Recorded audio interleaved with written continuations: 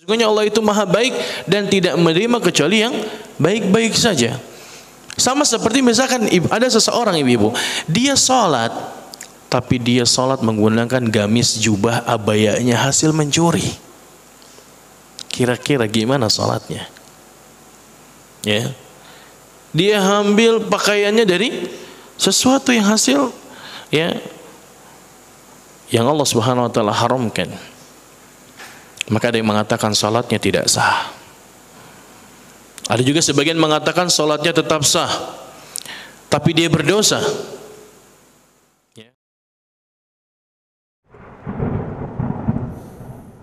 Bismillahirrahmanirrahim. Assalamualaikum warahmatullahi wabarakatuh.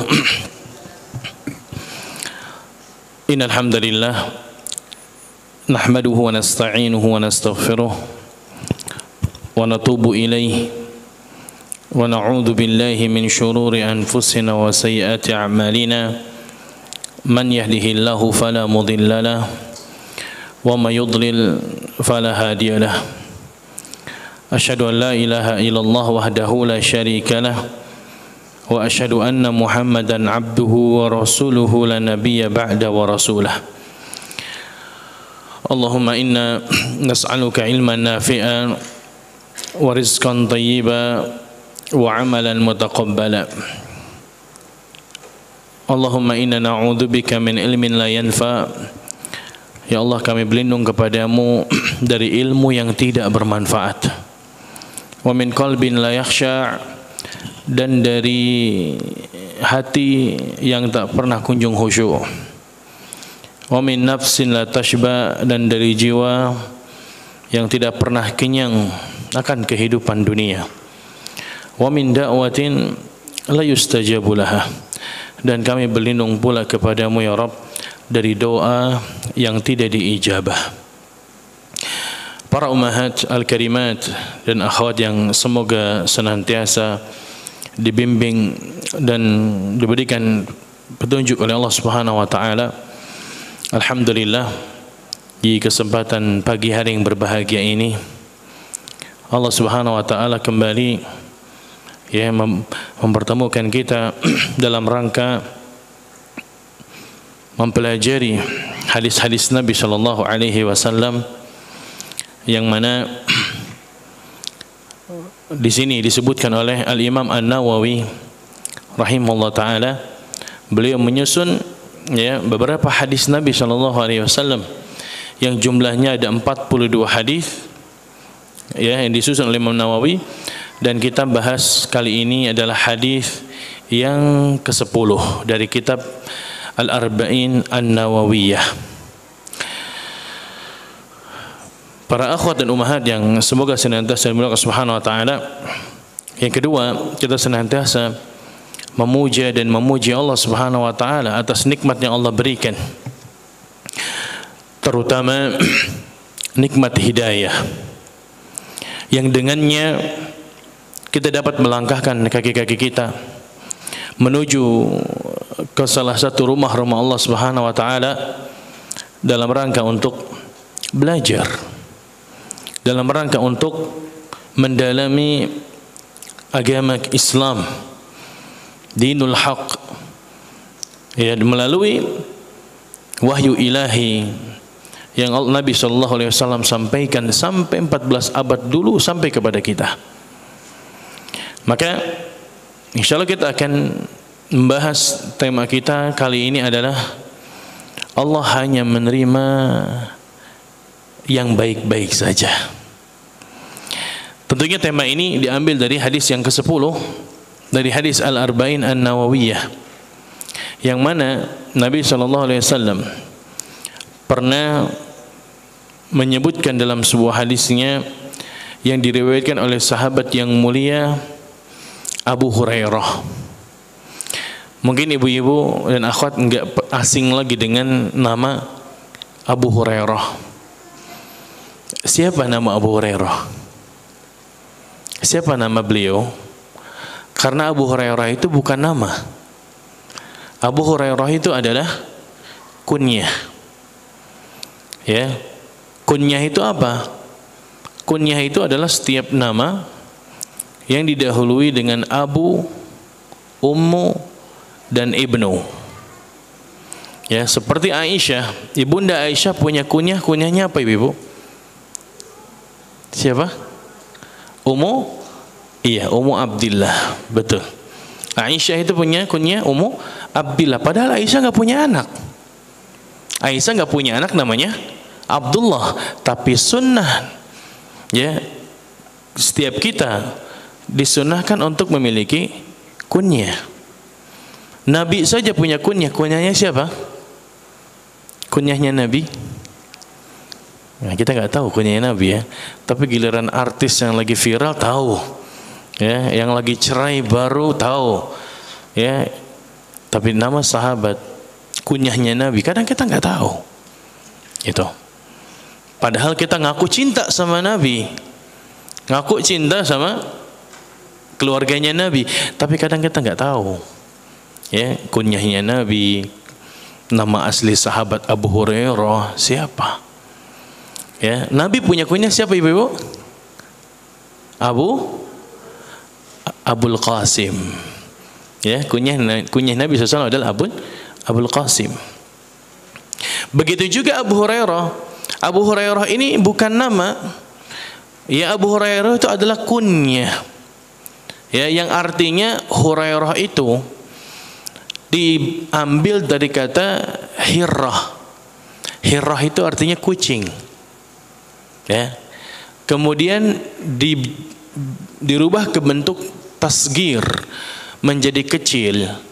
Misalkan buku, kalau bukunya besar kitabun. Kalau buku saku namanya kutaibun. Ya, kutaibun. Masjidun kalau masjidnya besar, atau baitun rumah besar. Tapi kalau kita ingin menyebutkan rumah kecil, maka kita menggunakan kaidah, ya, dengan pola kata fu'ailun, maka menjadi buaitun. Maka sama seperti hirrun atau hirratun menjadi Hurairah tuh.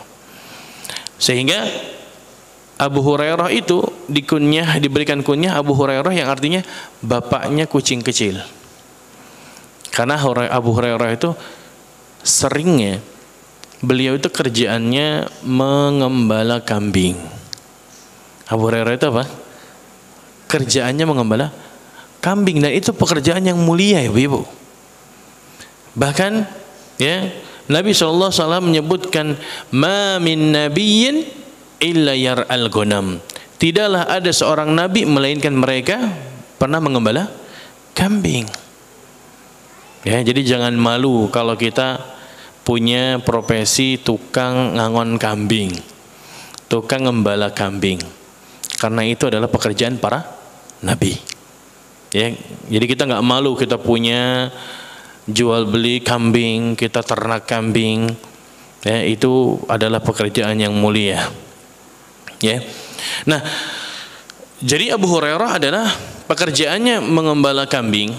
Nah, di samping beliau menunggu kambing-kambing itu makan rumput, beliau itu biasa bermain dengan anak kucing. Ya, sehingga beliau itu ya selalu rutin bermain dengan anak kucing. Jadi kalau selesai ngembala kambing, kucingnya ditaruh lagi. Nanti besok dia bermain kucing lagi, sehingga dikenal dengan Abu Hurairah. Ya, taib. Dan tahukah ibu-ibu dan para akhwat dan ummahat bahwasanya Abu Hurairah itu adalah sahabat yang bisa dikatakan sahabat yang terlambat masuk Islam. Ya, terlambat masuk Islam. Kok bisa, Ustaz? Iya. Karena Abu Hurairah itu masuk Islam kapan ibu-ibu? Ada yang tahu? Ya. Kenapa? Kata terkadang sejarah itu ya penting untuk kita ketahui. Ya, sehingga sejarah itu akan berkaitan satu dengan yang lainnya. Ya, Abu Hurairah itu disebutkan termasuk sahabat yang terlambat masuk Islam. Karena beliau masuk Islam pada tahun berapa? 7 Hijriah. Baru masuk Islam, bayangkan. Sementara Nabi meninggal tahun berapa? 11 Hijriah. Berarti 7 ke 11 berapa tahun? 4 tahun. Bayangkan, Abu Hurairah menimba ilmu kepada Rasulullah dalam kurun waktu hanya 4 tahun. Bisa dikatakan terlambat masuk Islam. Tapi Abu Hurairah dalam kurun waktu 4 tahun beliau semangat belajar bermulazamah dengan Nabi SAW. Sampai-sampai Abu Hurairah mengalahkan sahabat-sahabat yang senior. Sampai-sampai beliau menjadi sahabat nomor 1 yang terbanyak meriwayatkan hadis.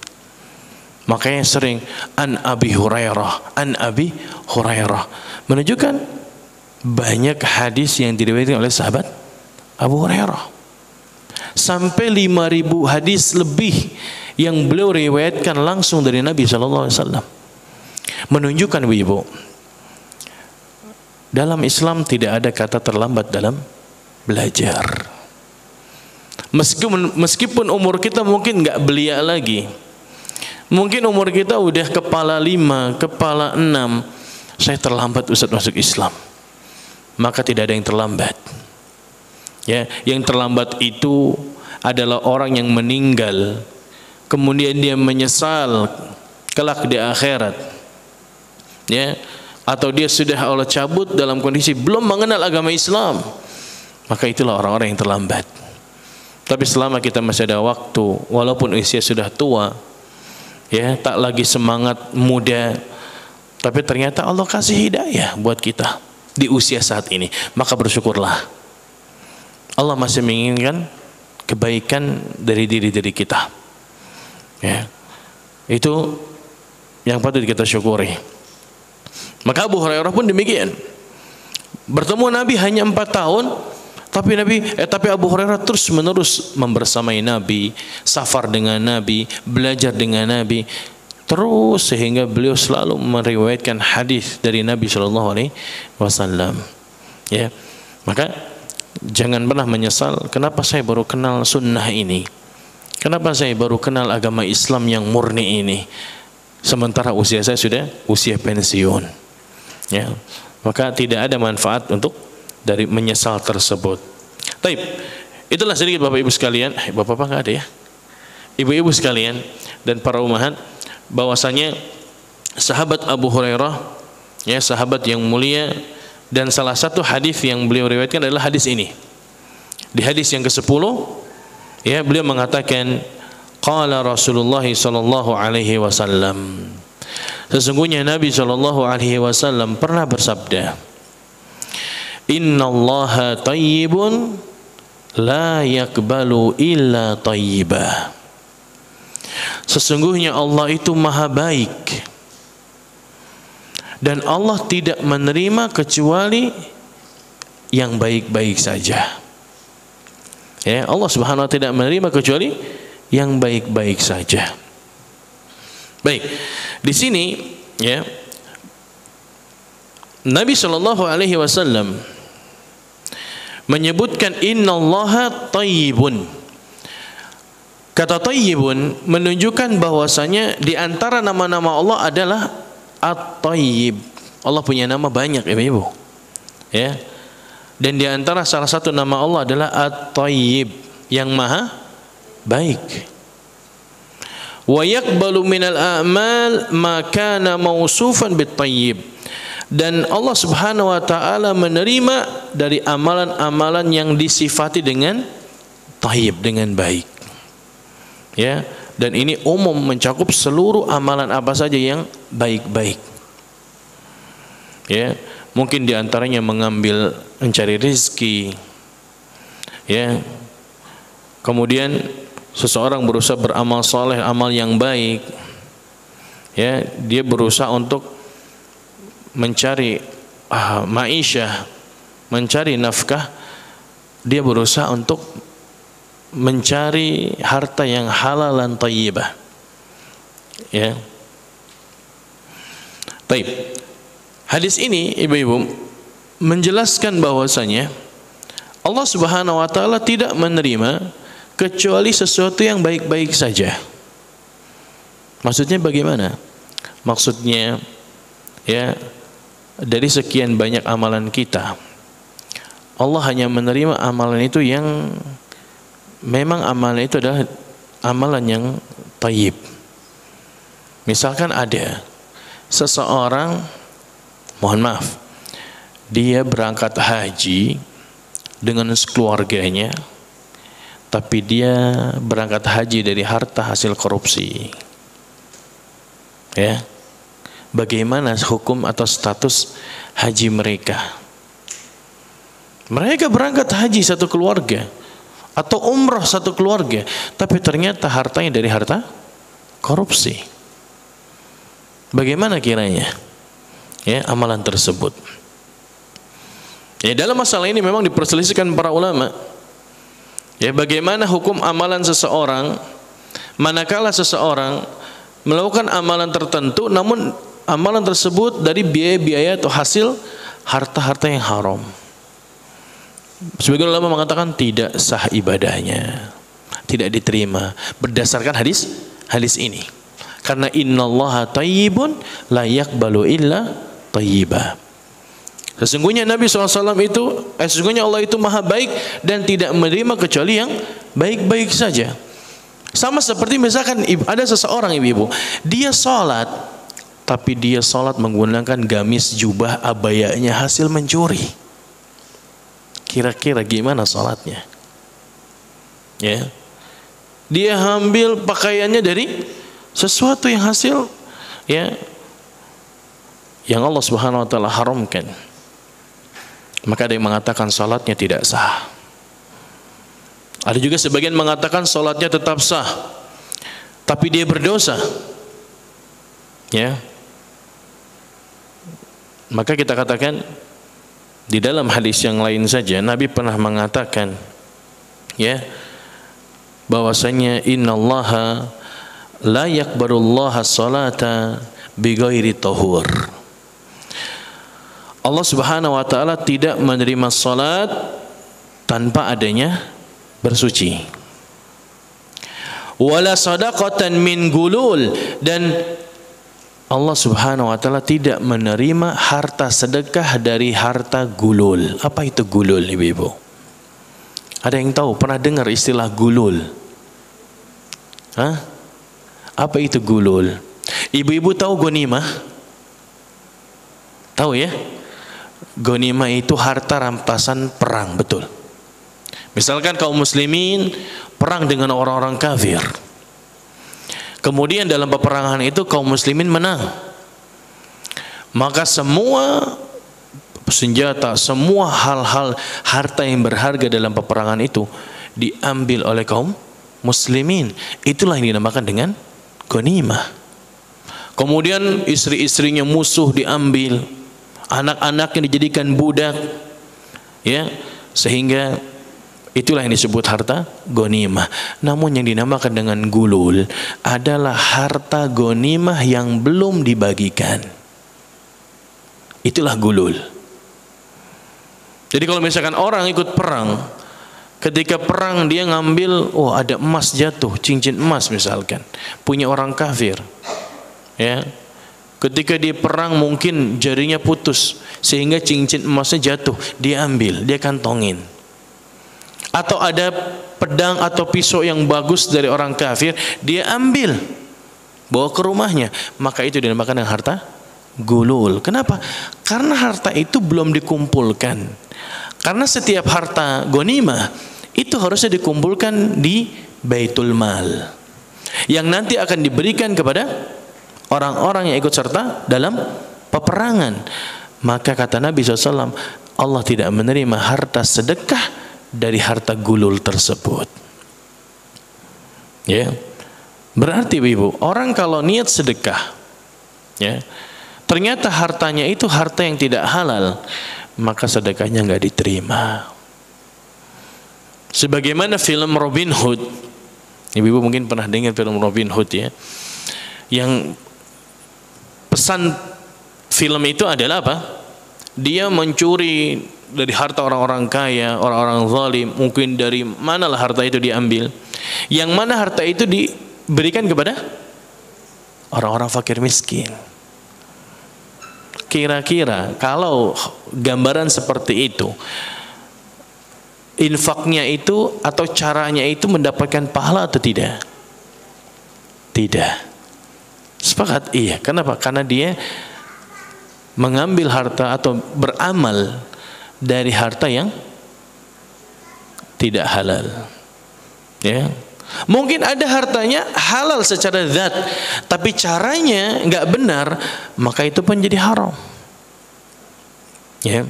Seperti baju tadi. Baju itu kan secara zatnya suci, ya, halal.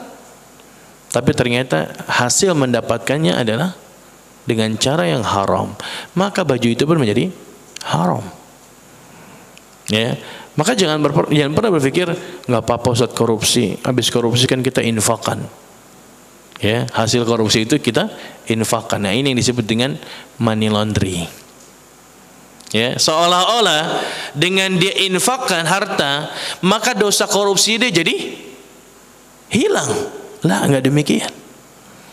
Ya, tidak demikian. Ya, maka saya ingat salah satu dari guru kami mengajarkan, ya, ada orang kaya, dia minta ke ustadz itu, Ustadz, kami mau infak untuk biaya operasional pondok atau ininya beliau, kegiatan beliau, ya, mohon diterima. Kata ustadz, jangan Pak, ya, nggak perlu gitu. Kenapa Ustadz? Bukankah lagi open donasi? Iya. Dimaksa orang ini, Ustadz terima aja. Kata Ustadz ini merupakan Ustadz kita juga, ya, Ustadz kondang, ya. Beliau mengatakan, baik, kalau Bapak maksa, saya akan terima harta Bapak dengan syarat Bapak hafalkan dulu juz 30. Ya, hafalkan dulu juz 30, baru saya terima hartanya. Masya Allah. Terkadang Bapak, ibu-ibu, ya, orang itu perlu diedukasi. Kenapa? Karena kadang orang-orang yang kaya berpikir, ya, atau orang-orang yang mungkin hasil usahanya haram, berpikir dengan berinfak, ya, dia bisa seenaknya saja. Ya, seolah-olah dosanya itu akan hilang dengan cara berinfak dari mengambil harta yang tidak benar. Ya, maka orang ini dites, di challenge, mau tidak? Kalau mau infak silahkan, tapi syaratnya tadi hafalkan dulu juz 30. Mungkin ada sebagian orang, repot banget, orang mau buang uang kok susah harus suruh ngafal. Mungkin orang berpikir begitu. Ya, tapi Ustadz ini mengajarkan agar orang-orang yang memiliki harta itu enggak memikirkan dengan mudah begitu saja beramal. Ya, Ustadz ini ingin melihat kesungguhan orang ini. Ya, mau tidak? Ya, sebenarnya beliau menolak dengan cara baik, dengan cara halus. Tapi kalau lihat orang ini semangat terus dia paksakan, ternyata dia hafal juz 30 saja, dia setorkan ke Ustadz itu, baru Ustadz itu kan terima. Ya, maka begitu, ya, asatidzah kita mengajarkan tentang akhlak, adab, dan mengedukasi jamaahnya untuk tidak bermudah-mudahan. Ya, kenapa? Ya, karena memang, ya, sebagian orang-orang berpikir demikian. Ya, mereka menganggap niat baik itu sudah cukup untuk, ya, menggugurkan dosa wasilah, caranya. Padahal kaidah dalam Islam memiliki kaidah. Kaidahnya adalah al-ghayah la tubarriru bihil wasilah. Tujuan itu tidak menjadikan cara yang buruk itu menjadi baik. Tidak. Tujuan itu, tujuan baik, itu tidak bisa menjadikan ya atau menghalalkan cara yang buruk. Itu prinsip. Seperti tadi, tujuan seseorang itu misalkan baik menginfakkan harta, tapi harta yang diambil dengan cara yang haram, maka tujuan yang baik ini tidak lantas menjadikan caranya itu menjadi dimaafkan, tidak. Jadi niat dan tujuannya itu baik tidak bisa menjadikan baik caranya, atau apa bahasa kita, menjadikan wasilah itu menjadi dibenarkan, tidak. Ya, sama seperti tadi. Ya, kenapa ya Nabi SAW mengatakan Allah tidak menerima sedekah dari harta yang gulul. Ya, padahal niatnya sedekah, tapi hartanya, caranya haram. Maka tujuan infak tadi tidak menjadikan caranya menjadi halal. Nah, baik para ummahat yang semoga dimuliakan Subhanahu wa taala. Ya. Jadi inilah tema kita, bahwasanya ternyata Allah Subhanahu wa taala tidak menerima ya kecuali hanya yang baik-baik saja. Nah, sekarang introspeksi diri kita. Lalu amalan apa yang mana ya yang kita merasa amalan itu sudah menjadi amalan terbaik?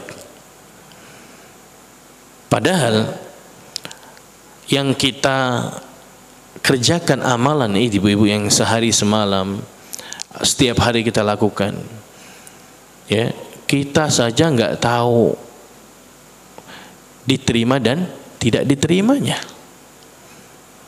Ya, karena syarat diterima ibadah itu ada berapa, ibu-ibu? Syarat diterima amal ibadah itu ada berapa? 2. Yang pertama, ikhlas.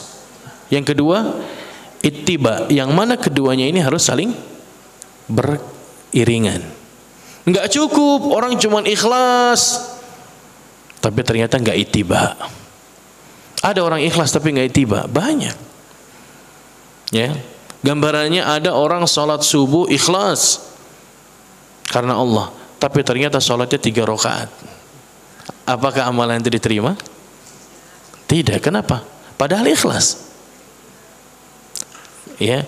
Atau ada orang kurban ikhlas tapi dia kurbankan seekor ayam. Gimana kira-kira? Menunjukkan ikhlas saja tidak cukup. Harus adanya ittiba. Apa ittiba? Mengikuti ya apa yang diajarkan Rasulullah SAW dari bagaimana tata cara beribadah. Ya, nggak cukup saya katakan ikhlas tanpa ittiba. Sebagaimana ada orang ittiba tapi nggak ikhlas, itu pun sama. Walaupun dia sholat dari pertama takbiratul ihram sampai salam, dia berusaha untuk mengikuti cara Nabi SAW, tapi ternyata sholatnya riya.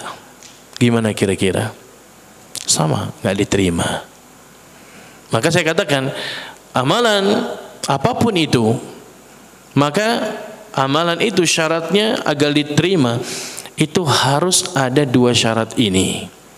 Adanya ikhlas, niat karena Allah, dan juga mengikuti sunnah Nabi Sallallahu Alaihi Wasallam. Ya, menunjukkan jemaah para ummahat, kita itu hanya menjalankan amalan itu sesuai dengan apa yang Nabi ajarkan, tanpa memodifikasi, tanpa menambah-nambah ritual, tanpa merubah-rubah yang sudah Nabi tetapkan. Ya, kira-kira saya tanya, kalau ibu-ibu setelah sholat salam kemudian istighfar kan berapa kali? Astagfirullah, astagfirullah, astagfirullah. Terus ibu bilang, kayaknya saya pengen 100 kali aja. Apakah itu kebaikan? Kita katakan tidak. Lalu apa parameter kebaikan? Kebaikan adalah apa yang diajarkan dan dicontohkan Rasulullah SAW. Itulah kebaikan. Ya, bukan apa yang kita anggap sesuai itu baik. Karena terkadang ibu-ibu, apa yang kita anggap baik ternyata itu bukan sebuah kebaikan di mata Allah dan Rasulnya. Ya, bukan sebuah kebaikan. Maka apa itu patokan parameter kebaikan sesungguhnya? Ya, kebaikan yang ada hakiki adalah kebaikan yang diajarkan Rasulullah SAW. Makanya kita itu hanya berusaha untuk menjalankan syariat yang murni ini. Kita hanya menjalankan yang sudah ada. Karena Islam ini agama yang sudah sempurna dan paripurna. Ya, sempurna ketika Allah turunkan ayat terakhir di haji wada'nya Nabi sallallahu alaihi wasallam. Allah turunkan ayat al-yawma akmaltu lakum dinakum wa atmamtu ni'mati wa atmamtu alaikum ni'mati wa raditu lakumul islam dinan. Kata Allah Subhanahu wa taala, sungguh pada hari ini telah aku sempurnakan Islam sebagai agama.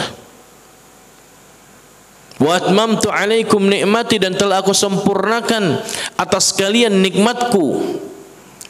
Wa raditu lakumul islam dinan, aku telah ridhoi Islam sebagai agama. Jadi agama Islam adalah agama satu-satunya yang Allah ridhoi.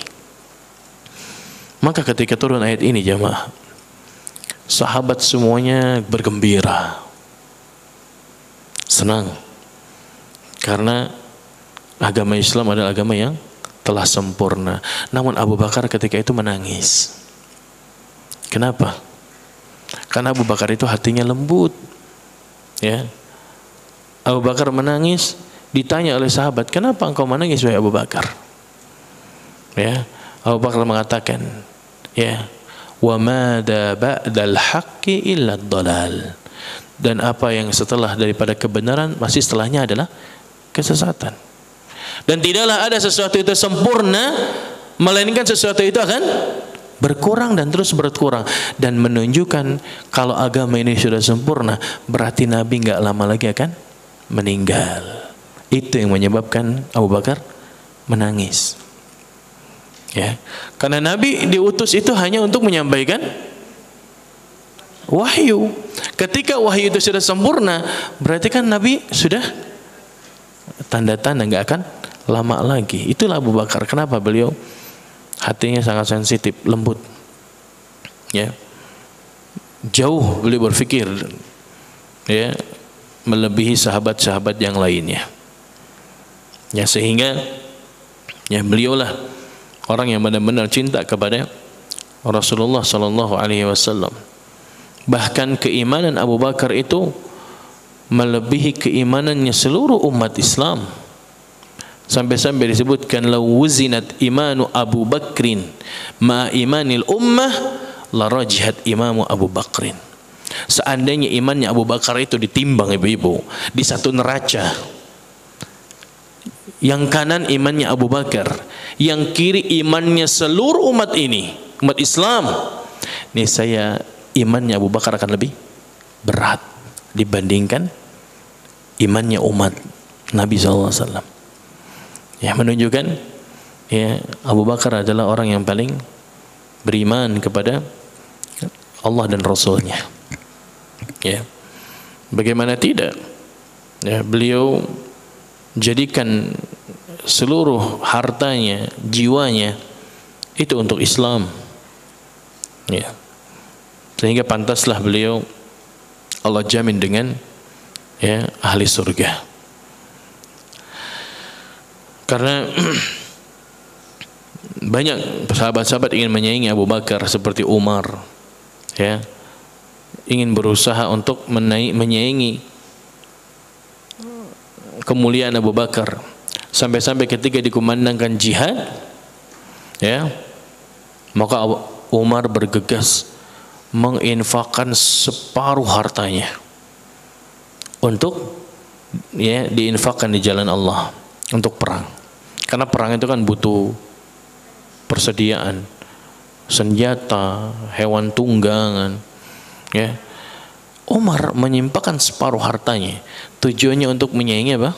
Abu Bakar. Ya, dengan Umar dengan PD-nya, kali ini aku bisa mengalahkan Abu Bakar. Namun apa yang terjadi? Abu Bakar ya menginfakkan seluruh hartanya Bayangkan, beliau hanya meninggalkan, sampai Nabi mengatakan, ya apa yang engkau sisakan untuk keluargamu, wahai Abu Bakar? Maka Abu Bakar mengatakan, Allah dan Rasulnya yang aku tinggalkan untuk mereka. Subhanallah. Allah dan Rasulnya yang aku tinggalkan untuk mereka. Ya, beliau hanya memakai pakaian yang beliau pakai. Kayaknya hampir nggak ada orang yang bisa kayak gitu, Bu. Ya, pikir hartanya misalkan 10 M, datang jihad, sudah saya infakkan seluruh harta saya. Kayaknya agak mustahil, ya.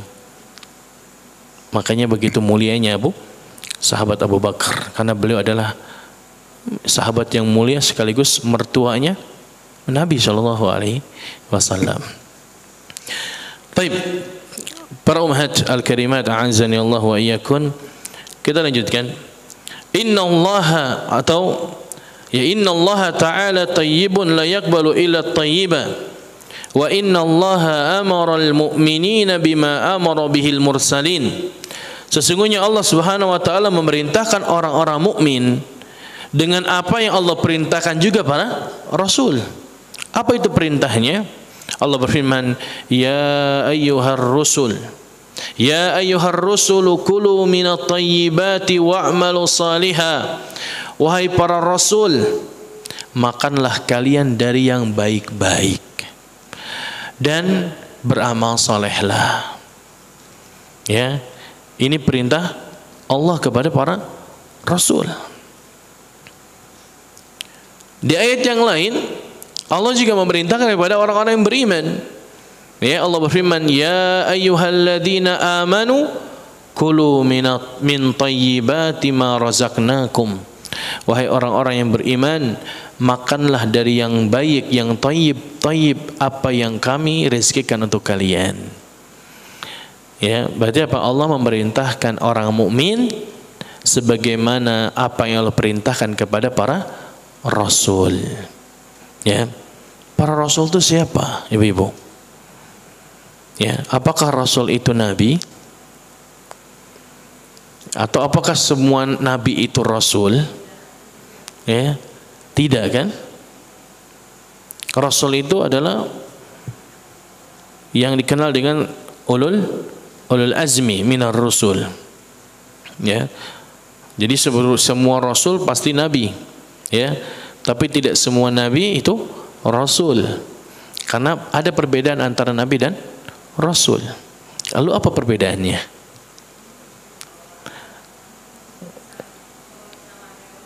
Kalau nabi itu apa?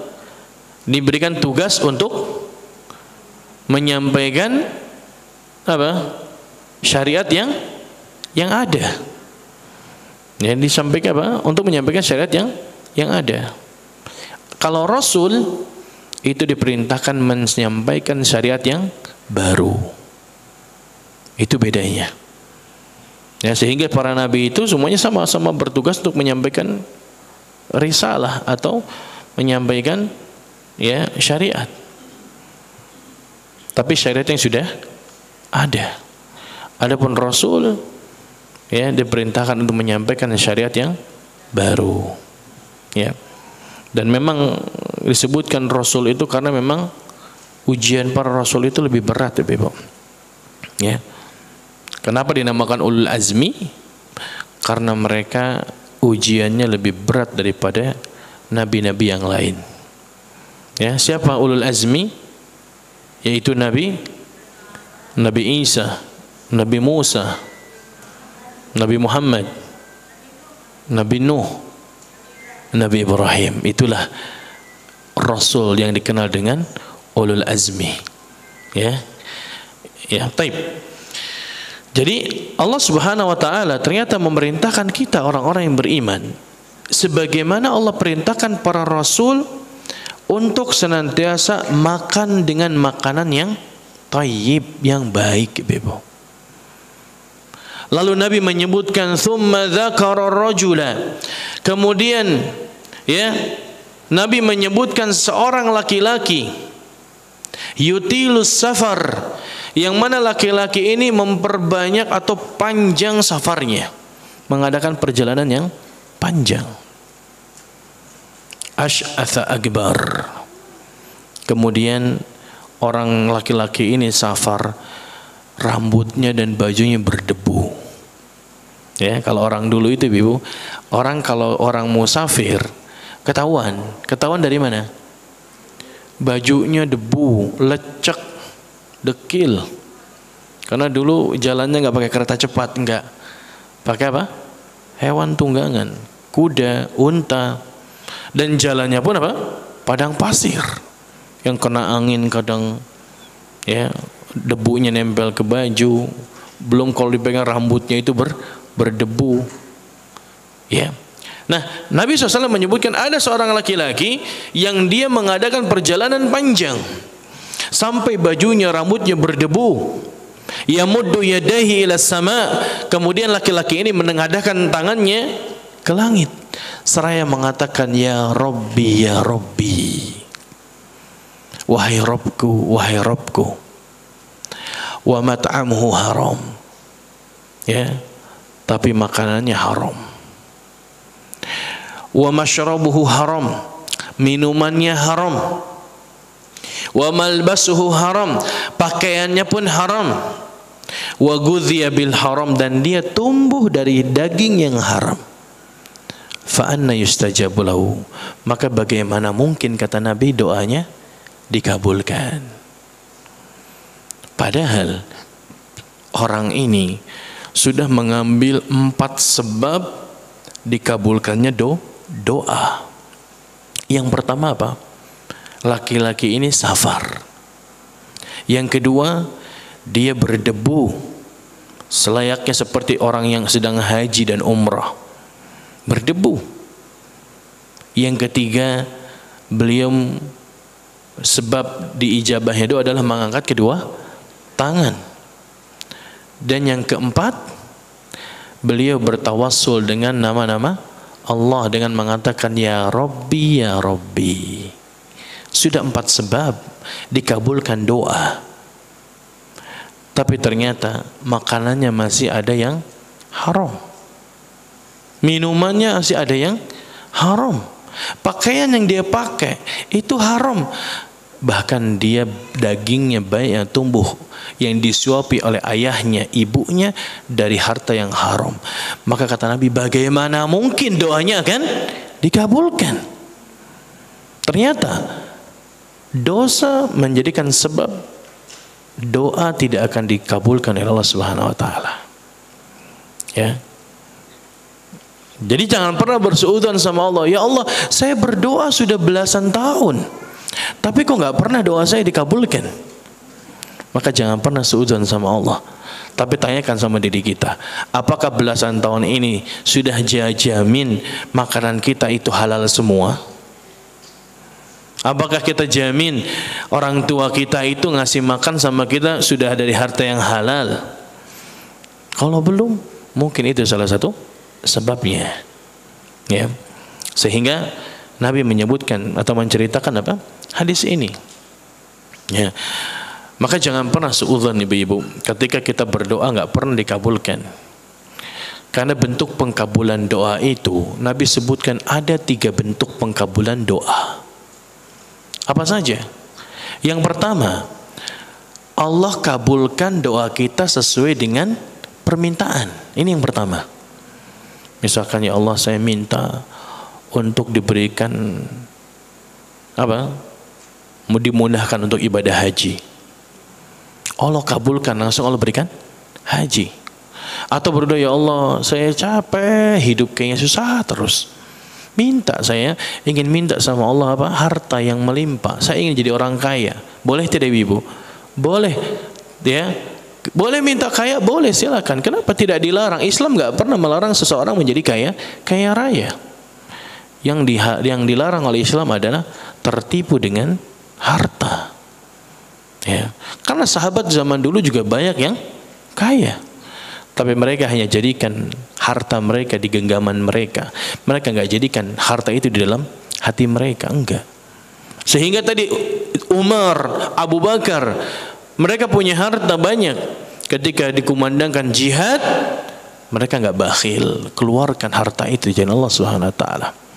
Ketika mereka tahu harus wajib keluarkan zakat, mereka keluarkan harta mereka. Karena itu kewajiban yang harus dikeluarkan. Allah menyebutkan wa fi amwalihim haqqum ma'lum lis-sa'iri wal mahrum. Karena di dalam harta kita itu hakikatnya ada hak orang lain yang harus dikeluarkan. Ya.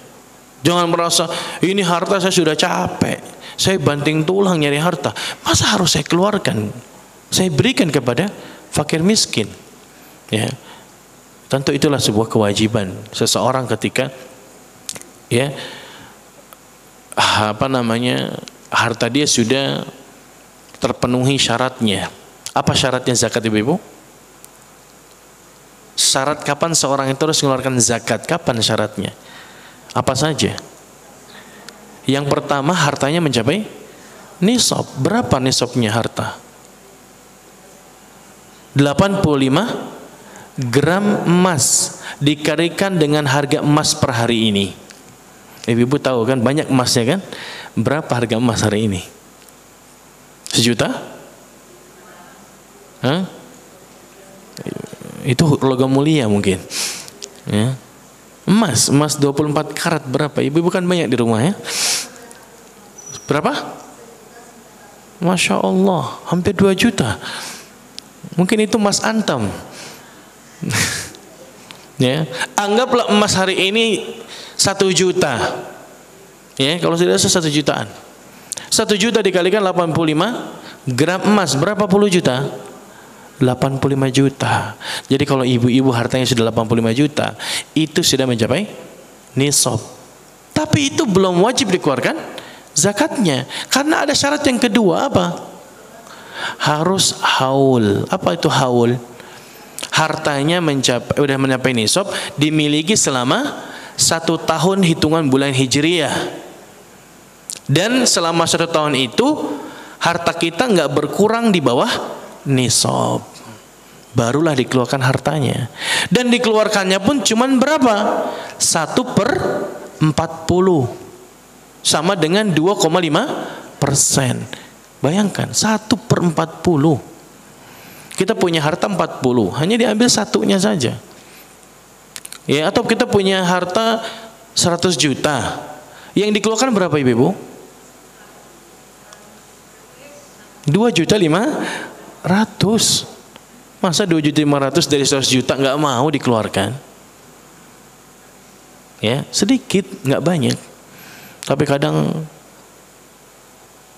rakusnya, tamaknya seseorang terhadap harta menjadikan enggan buat ngeluarin zakat.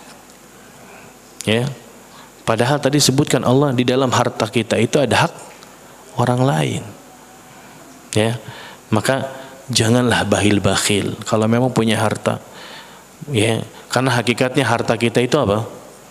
Apa yang kita infakkan lalu habis, apa yang kita pakai lalu usang, ya, dan apa yang kita sedekahkan, ya. Jadi jangan pelit dengan harta yang kita miliki, ya. Bahkan seharusnya harta kekayaan kita jadikanlah itu sebagai wasilah untuk kita bisa beramal saleh. Dahulu saja ibu, para sahabat itu mereka saling apa? Iri. Saling iri apa? Iri di sini hasadnya bukan hasad yang buruk, tapi irinya ingin beramal seperti amalannya sahabat yang lain. Bayangkan. Yang ini yang disebut dengan apa? Ya, hasad kan ada hasad yang terpuji, ada hasad yang tercela. Hasad yang tercela namanya hasad, iri, dengki. Tapi kalau hasad yang terpuji namanya ghibthah. Ya, ghibthah itu irinya seseorang ingin seperti bisa beramal seperti orang lain. Dan ini yang diajarkan para sahabat. Sahabat itu rasa ghibthahnya tinggi, Ibu. Ya, mereka tuh iri kalau lihat sahabat. Ya, pernah datang kepada Nabi SAW. Ini di hadis Arba'in nanti akan disebutkan juga. Ya, disebutkan dhahaba ahli duthur bil ujur. Ya Rasulullah, orang-orang kaya telah pergi membawa pahala yang banyak. Ya Rasulullah, orang-orang kaya bawa pahala yang banyak. Yusalluna kama nusalli, mereka salat sebagaimana kita juga bisa salat. Wa yasumuna kama nasumu, mereka bisa puasa sebagaimana kita bisa puasa. Tapi apa? Wa yatasaddaquna bi fuduli amwalihim, tapi sayangnya Rasulullah, mereka bisa sedekah sementara kami enggak bisa. Ini iri enggak Ibu? Iri. Sahabat yang miskin iri sama sahabat yang kaya. Apa? Ingin bisa bersedekah seperti mereka. Akhirnya Nabi SAW mengatakan kepada sahabat yang ngeluh tadi, ya, Nabi mengatakan, awalaisa qad ja'alallahu ma tasaddaqun, bukankah Allah telah menjadikan untuk kalian juga bisa bersedekah? Iya. Apa? Kata Nabi, inna likulli tasbihatin sadaqah, sesungguhnya setiap kali ucapan tasbih apa? Subhanallah, subhanallah, subhanallah, itu sedekah. Wa likulli tahmidatin sadaqah, setiap ucapan alhamdulillah, alhamdulillah, alhamdulillah, itu adalah sedekah. Wa likulli tahlilatin sadaqah, dan setiap ucapan tahlil, apa itu? La ilaha illallah, itu sedekah. Wa likulli takbiratin sadaqah, dan setiap ucapan takbir adalah sedekah. Akhirnya sahabat ini Ibu, mereka senang. Apa senang? Karena mereka bisa apa? Menyaingi pahala-pahala sahabat yang kaya raya. Ya. Akhirnya apa? Mereka senang.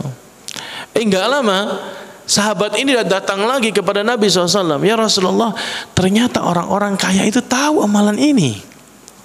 Gimana? Apa kata Nabi SAW? Dzalika fadlullahi yu'tihi man yasha. Itulah karunia ya yang Allah berikan kepada siapa saja yang Allah kehendaki. Artinya apa? Tetap mereka orang-orang kaya bisa lebih unggul. Kalau mereka jadikan harta mereka itu apa? Di jalan Allah Subhanahu wa taala. Makanya Islam enggak melarang kita menjadi kaya raya. Ya. Tapi kalau dia lupa, punya harta, pelit, maka menjadikan akan semakin berat hisabnya. Semakin banyak harta yang kita miliki, Ibu. Coba lihat di lemari kita, ada berapa itu tas yang enggak dipakai, cuman jadi berhala, dipajang, digantung. Sepatu di rak-rak kita, berapa banyak? Coba bayangkan, kalau mau diaudit itu barang-barang kita, atau jangan jauh-jauh hisab nanti, nggak usah sekarang hisab aja. Kalau diuangkan itu berapa? Padahal yang kita pakai ke kajian cuman yang satu doang. Ya, kalau kita bawa ke mall baru kita ganti-ganti. Tapi ada juga barang-barang yang mungkin ya nggak pernah kita pakai, cuman jadi pajangan doang. Maka khawatirlah manakala Allah cabut nyawa kita, harta itu masih ada dalam diri kita. Berat hisabnya, ya. Maka yang nggak dipakai infakkanlah, ya, niatkanlah untuk ya jadikan itu sebagai pemberat amal timbangan kebaikan kita, ya, sehingga ya kita nggak berat nanti ya ketika dihisab oleh Allah Subhanahu wa taala. Tapi para umat yang dimana Allah Subhanahu wa taala, ya, jadi hadis ini memberikan faedah kepada kita. Yang pertama, ya, bahwasanya tadi di antara nama-nama Allah adalah namanya At-Tayyib, ya. Maknanya artinya adalah Al-Munazzah anin naqais, yang artinya yang disucikan dari kekurangan-kekurangan, dari aib-aib, ya.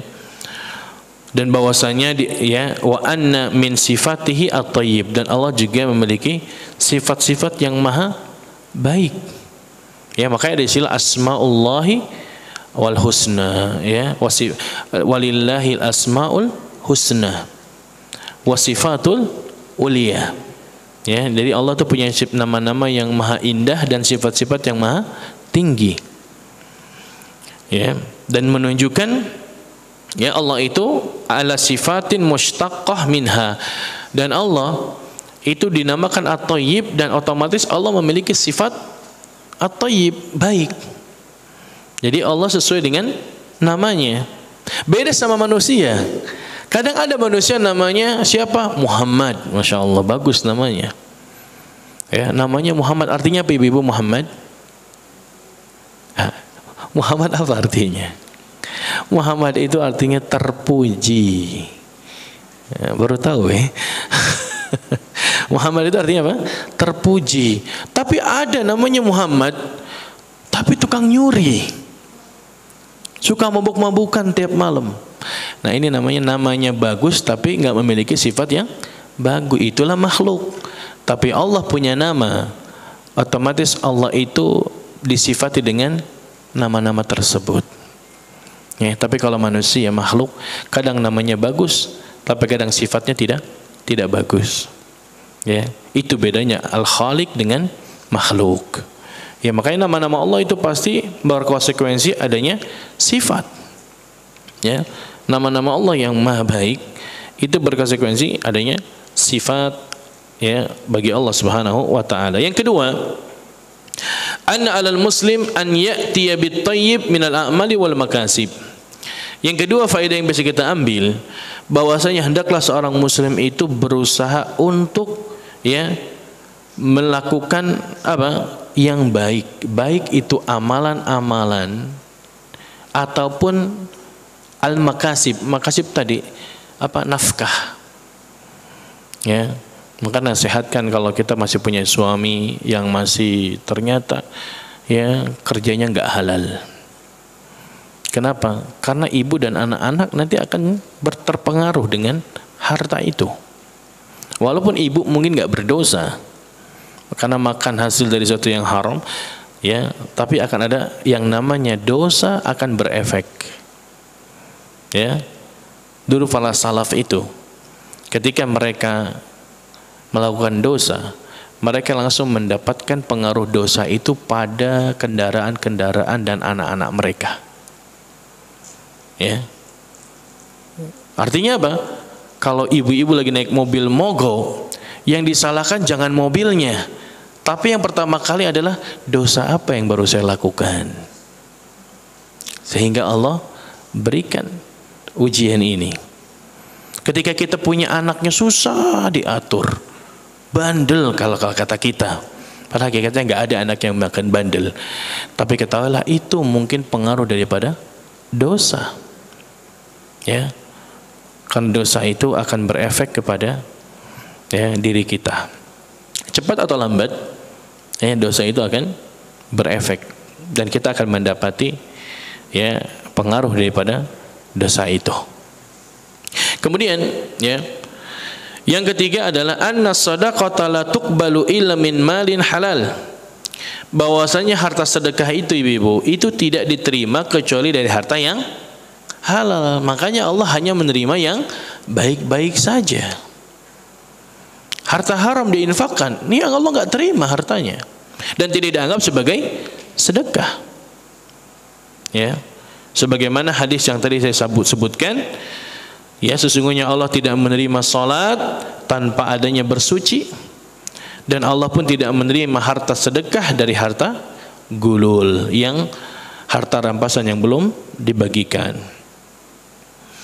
Yang keempat, faedah yang bisa kita ambil adalah tafaddulillahi ala ibadihi bin ni'am, yaitu bahwasanya karunia Allah Subhanahu wa taala terhadap hamba-hambanya dari nikmat-nikmat yang Allah berikan. Ya, apa banyak nikmat-nikmat. Saya tanya sama ibu-ibu, yang halal sama yang haram di dunia ini banyakkan yang mana, ibu? Hah? Halal apa haram? Bingung. Sepakat? Yang lebih banyak apa? Halal. Yang lebih banyak yang halal. Yang haram itu sedikit. Makanya yang sedikit ini Allah sebutkan dalam Al-Quran. Kalau Allah sebutkan semua yang halal dalam Al-Quran, saya rasa Al-Quran gak 30 juz nanti. Banyak nanti ya. Justru Allah yang menyebutkan sedikit dari yang haram-haram saja. Tujuannya biar kita ingat, oh yang ini haram. Dan sedikit itu yang haram. Ya. Sisanya banyak yang halal.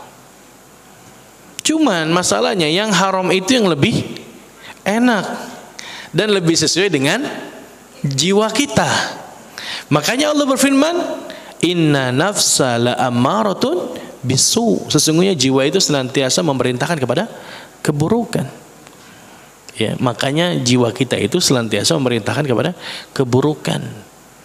Ya, itu yang disebut dengan mengikuti hawa nafsu. Ya, itu masalahnya sebutnya nafas. Nafsu itu artinya nafas jiwa, mengikuti apa? Keinginan jiwa. Makanya adanya Islam ini untuk mengekang jiwa kita biar nggak liar. Padahal yang banyak yang halal. Allah sebutkan huwallazi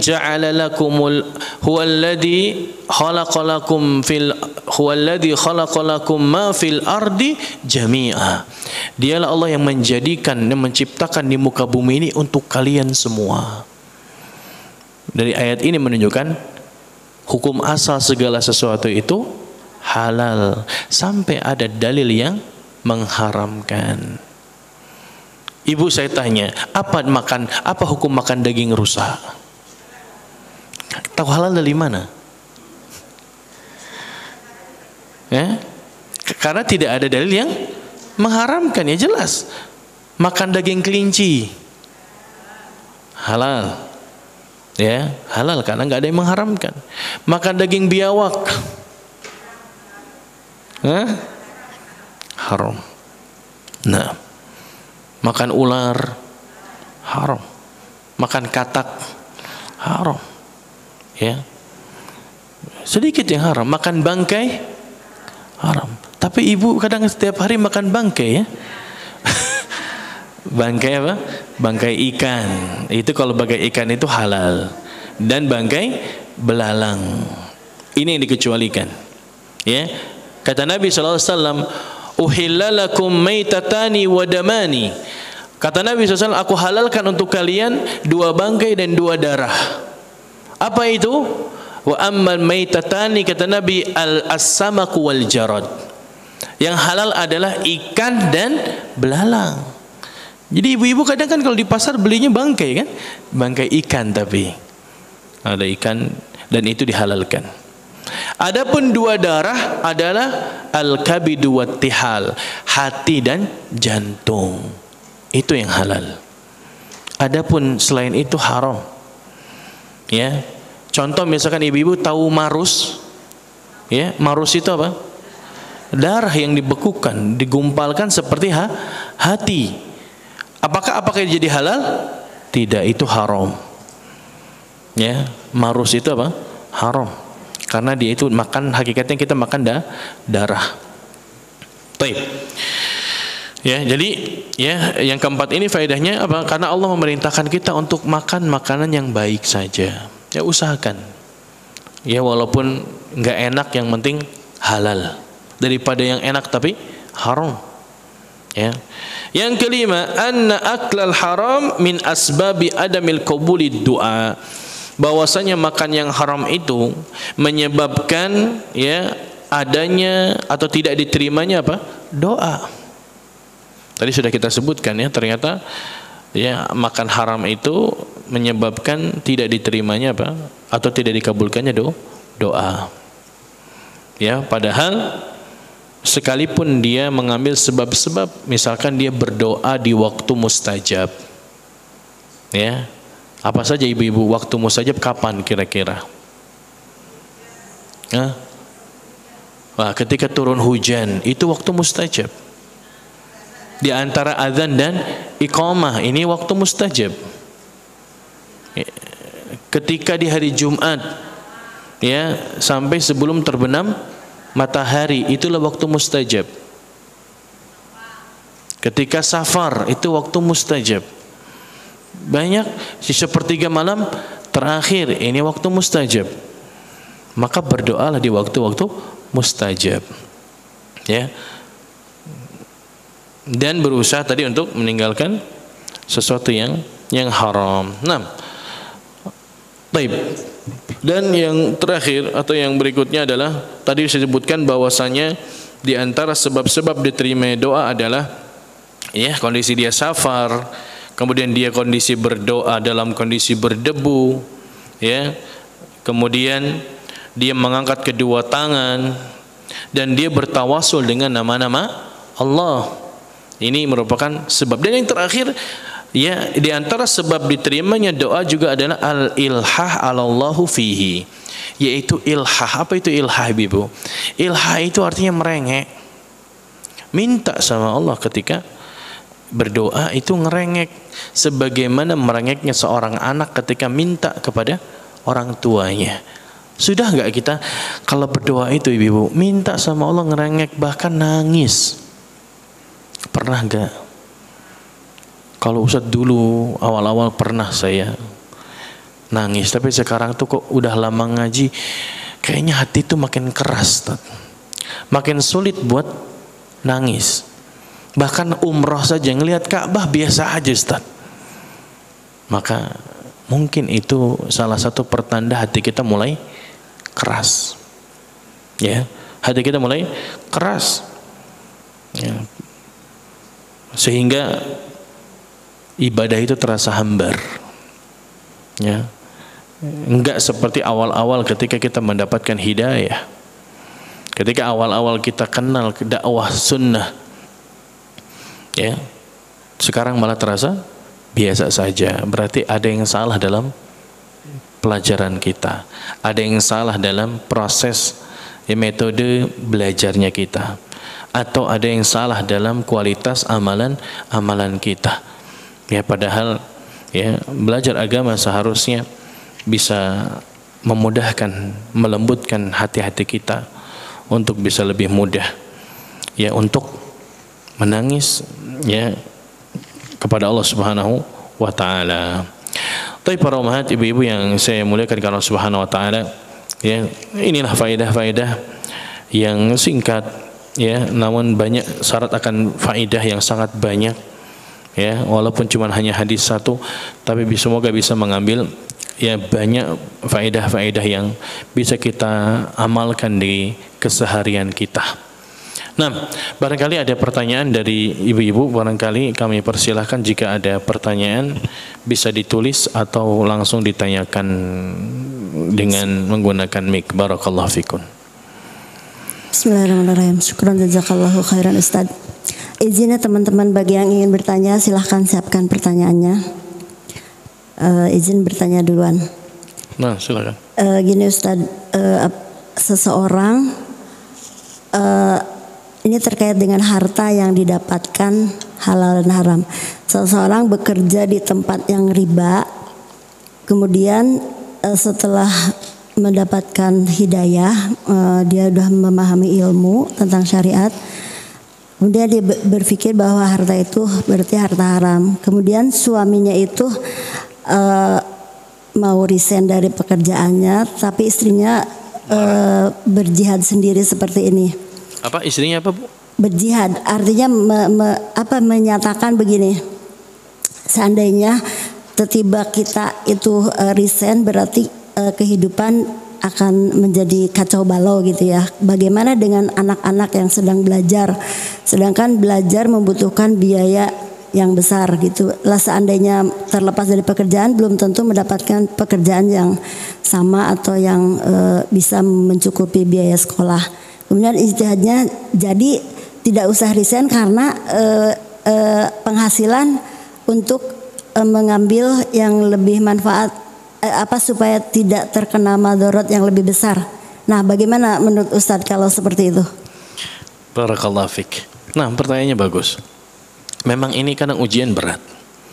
Ya, kadang suami yang diuji, ya, setelah mengenal tentang sunnah, mengenal dakwah yang hak, baru tahu ternyata riba haram, ya. Lalu ternyata dia mau berusaha resign, ternyata dilarang sama istrinya. Keberatan. Kenapa? Karena itu tadi perasaan bergantungnya ya lebih cenderung kepada bergantung kepada harta yang suami dapatkan dari pekerjaan yang mungkin ya bahkan kita katakan pekerjaan yang tidak halal.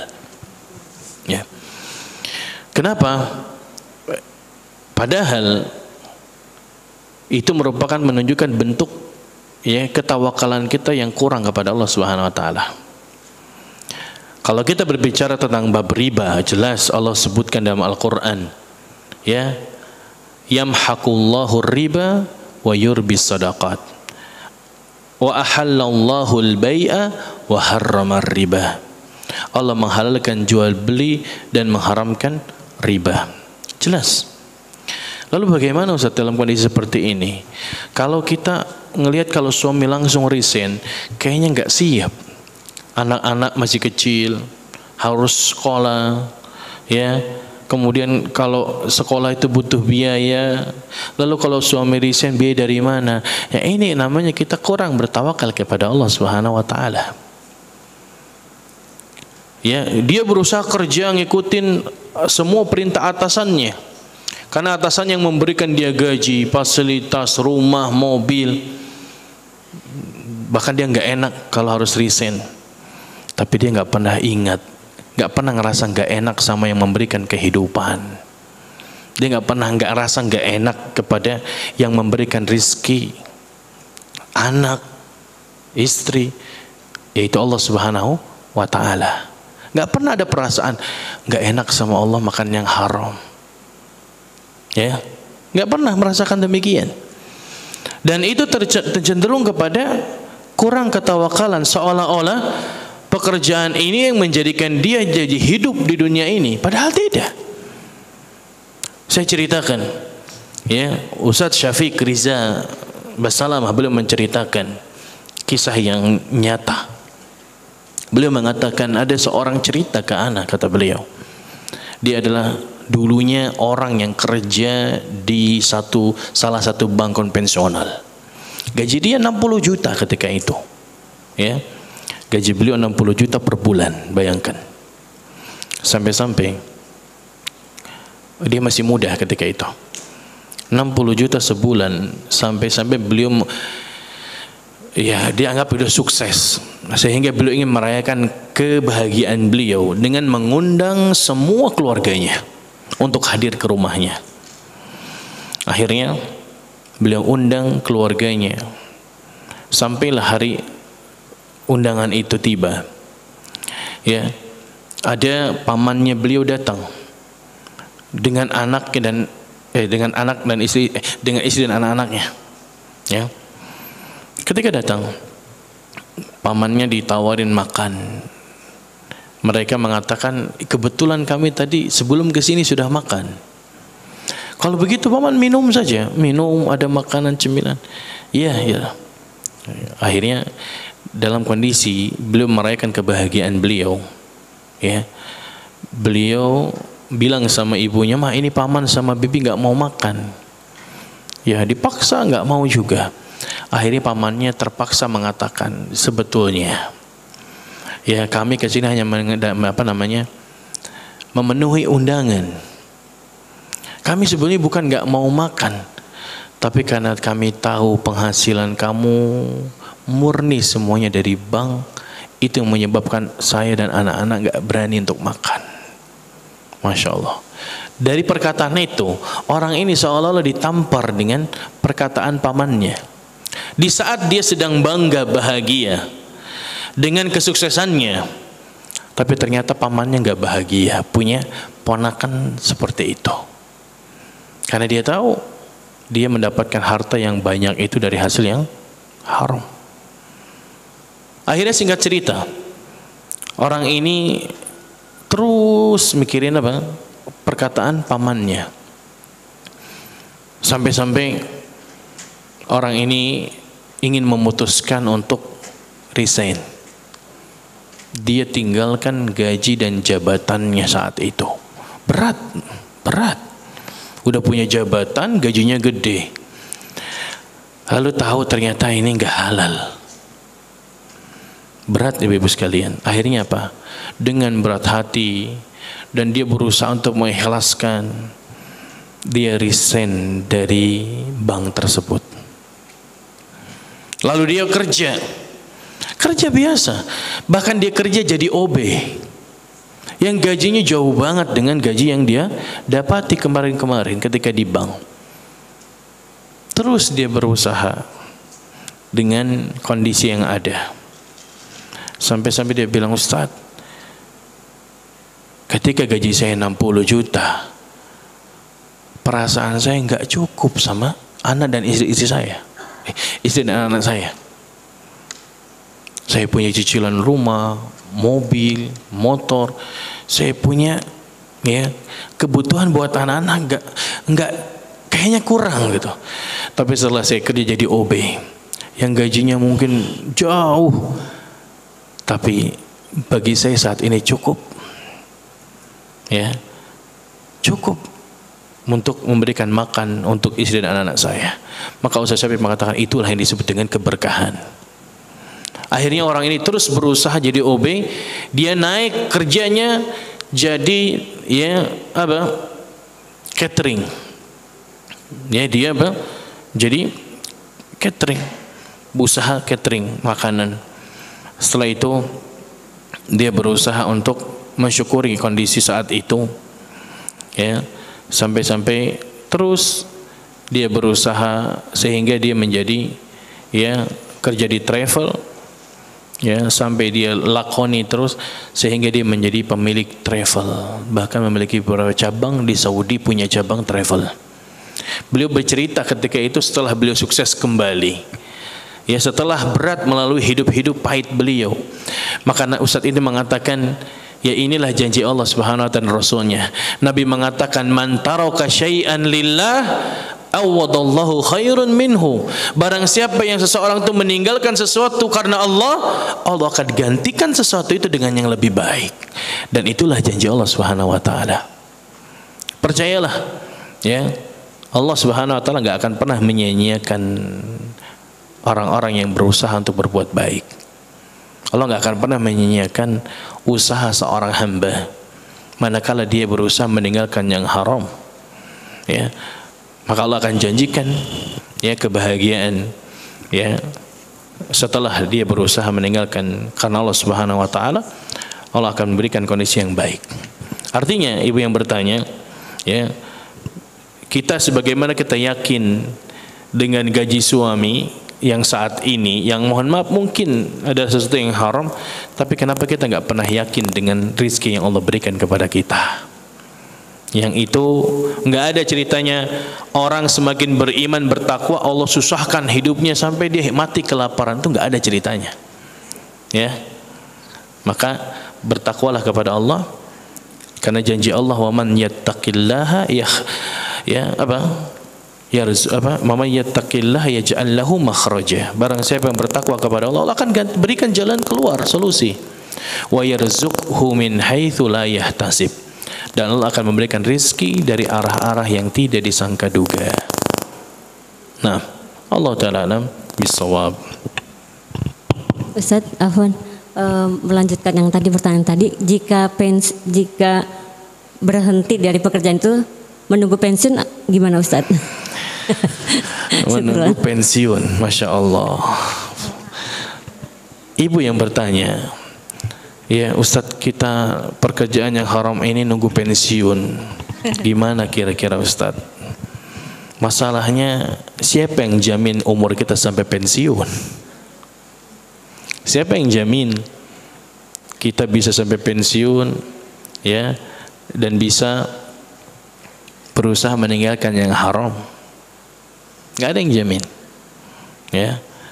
Maka Nabi SAW dalam sebuah hadis yang menyebutkan, ma nahaitukum anhu fajtanibuh. Apa yang aku larang maka tinggalkanlah.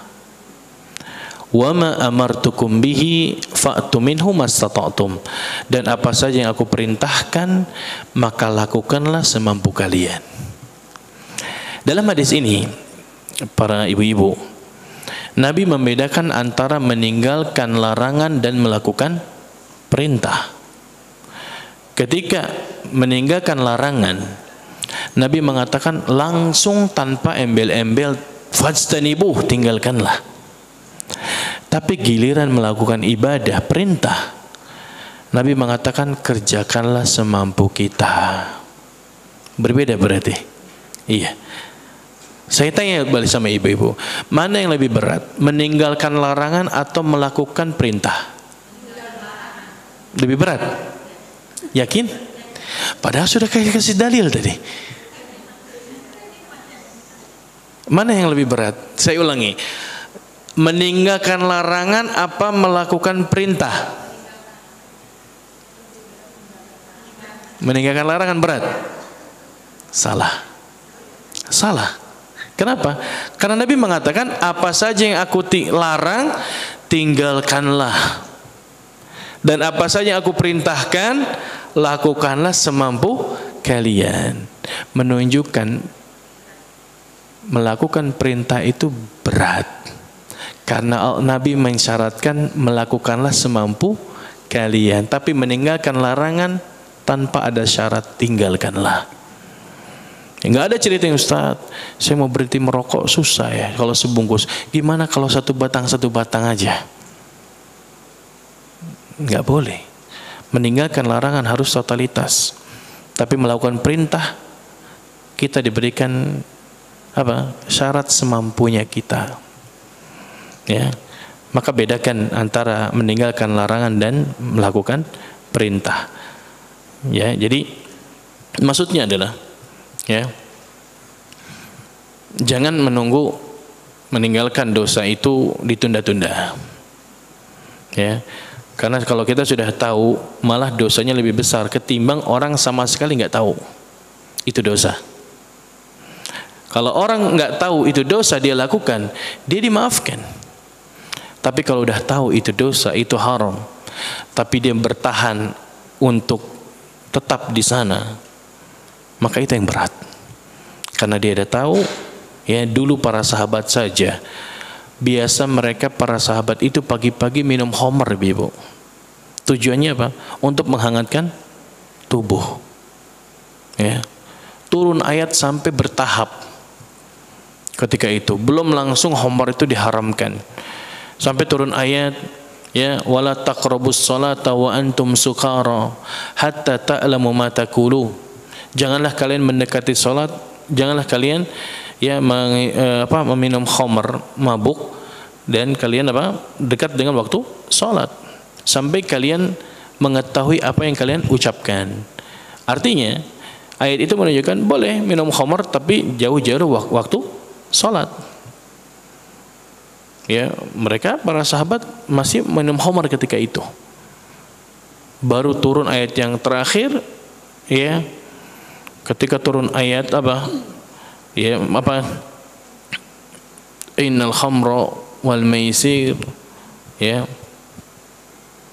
Bahwasanya khamr dan berjudi, ya, itu adalah rijsun min amali syaitan fajtanibuh. Merupakan sesuatu yang najis, maka tinggalkanlah. Akhirnya para sahabat ketika itu tinggalkan semua khamr.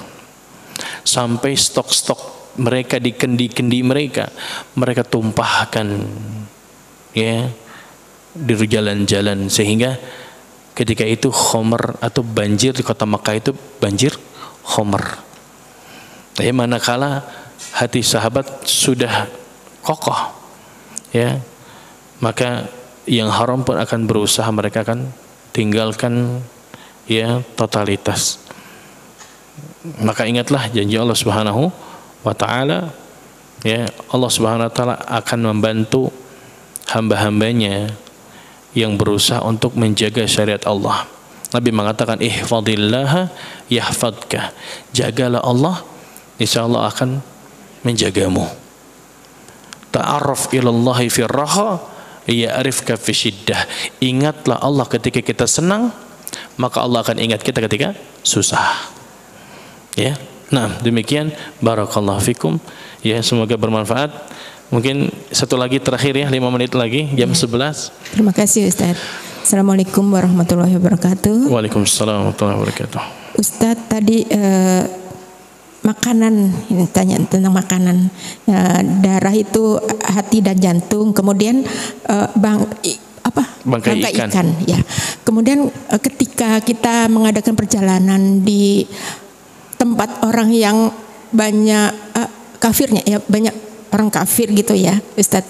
Ketika kita makan ayam atau daging sapi itu kan kalau kita halal ya, Ustadz ya. Tapi wallahu alam kita nggak tahu cara menyembelihnya gitu. Itu gimana Ustadz? Kalau kita makan itu hukumnya seperti apa? Baik. Ya, terima kasih Ustaz. Barakallahu fiik. Nah, kalau kita nggak tahu dan kita nggak tahu bagaimana cara nyembelihnya, maka hukum asal makanan itu halal. Sampai ibu tahu mereka bagaimana mereka menyembelihnya. Kenapa? Karena makanan ahli kitab, orang Yahudi, orang Nasara, halal tidak? Halal bagi kita. Nabi SAW pernah diberikan makan oleh seorang wanita Yahudi ya. Makanan kesukaan Nabi apa? Paha kambing, ya, yang disertai dengan marok, ada kuahnya. Ternyata Nabi SAW makan itu isinya diracunin sama wanita Yahudi ya. Tapi yang saya ingin sampaikan adalah Nabi menerima hadiah dari orang kafir dan Nabi makan, ya. Bahkan itu makanan yang sembelihan, paha kambing. Maka Allah berfirman apa? Wa ta'amuhum hillul lakum wa ta'amukum hillul lahum. Maka makanan mereka ahli kitab itu halal bagi kita dan makanan kita halal bagi mereka.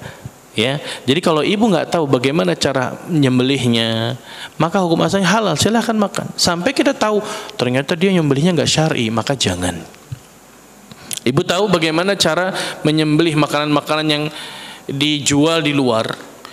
Enggak Ustaz, maka silakan, nggak perlu tanya ini Pak nyembelihnya gimana, apa digetok kepalanya dulu, disetrum dulu, ya. Kalau tahu maka jangan, tapi kalau nggak tahu boleh. Dan kita nggak ada kewajiban harus nanya ke pasar, Pak ini nyembelihnya halal nggak perlu. Ibu makan di restoran-restoran yang ternama di pinggiran jalan itu, di mall-mall, makan ayam, ya. Apakah ibu harus tanya satu-satu apakah ayam ini halal apa tidak? Maka kewajiban kita nggak perlu. Makan saja karena hukum asal makanan ahli orang-orang Yahudi, orang Yahudi dan Nasara saja halal bagi kita. Ya. Maka boleh tanya sedikit. Wah. Apakah orang-orang Kristen sekarang, atau non Muslim yang ada di sekarang ini, itu apakah termasuk dia golongan dari Nasrani dan ahli kitab? Nah, gini. Jadi kan memang ada beberapa agama ya yang mereka menisbatkan kepada orang Nasara, orang-orang yang pengikutnya ajaran Nabi Isa, ya, atau orang-orang yang mengikuti ya agamanya siapa? Nabi Musa, ya, atau seperti Bani Israel. Itu disebut dengan orang-orang Yahud. Apakah mereka agama ini dinisbatkan kepada ahli kitab? Ya Allah Ta'ala dalam masalah ini saya husnudzon, mereka itu kan kebanyakan apa? Ya, menyembah selain Allah. Hakikatnya sama seperti orang Yahudi, orang Nasara menyembah selain Allah Subhanahu wa Ta'ala. Ya, mereka maka ya makanan tetap halal bagi kita. Ya, apalagi orang-orang zaman sekarang yang mungkin mereka juga hanya ikut-ikutan saja beragama. Ya kan? Karena Nabi mengatakan kullu mauludin yuladun ala fitrah. Setiap anak yang dilahirkan itu sebetulnya mereka itu di atas fitrah. Fitrahnya mereka adalah Islam. Fa abawahu yuwahhidanihi wa yumajjisanihi wa yunassiranihi atau yumajjisanihi. Kedua orang tuanya lah yang menjadikan anak ini menjadi Yahudi, Nasara dan Majusi. Ya. Jadi memang kebanyakan anak-anak atau orang yang hidup di zaman kita kan berarti mereka adalah anak-anak, tadinya anak-anak yang dijadikan mengikuti orang tuanya. Ya, para ulama mengatakan ya mereka dimasukkan ke kategori orang-orang Yahudi dan Nasara, kecuali memang mereka beragama dengan agama yang lain, ya, yang menyembah ya selain Allah Subhanahu wa Ta'ala, yang tidak dimasukkan kategori Yahudi dan Nasara. Ya, maka ya hukum asal ibu nggak pada kewajiban untuk ya melihat bagaimana prosesi penyembelihannya, apakah halal atau tidak. Ya, maka itu termasuk takalluf, membeban-bebani diri. Ya, kalau kita berhusnuzon, kalau ada restoran yang sudah ditulis sertifikasi halal, maka itu sudah dikatakan halal, ya, secara syariat. Maka kita berhusnuzon saja. Ya, adapun ternyata kita tahu ternyata prosesnya haram, ya maka jangan kita makan kalau sudah tahu demikian. Nah, Baik, syukran Ustaz. afan barakallahu fiik. Baik ibu-ibu yang saya muliakan karena Allah Subhanahu wa taala, ya. Demikian yang bisa kita bahas di kesempatan pagi menjelang siang ini. Semoga yang sedikit ini bermanfaat dan menambahkan, ya, pengetahuan kita, dan semoga bisa kita amalkan di keseharian kita. Walaupun kita berat untuk mengamalkannya, maka semoga rasa berat ini, ya Allah jadikan sebagai pemberat amal timbangan kebaikan kita di akhirat kelak. Dan akhirnya kita akhiri dengan doa kafaratul majlis. Subhanaka Allahumma bihamdika asyhadu an la ilaha illa anta astaghfiruka wa atubu ilaik. Assalamualaikum warahmatullahi wabarakatuh.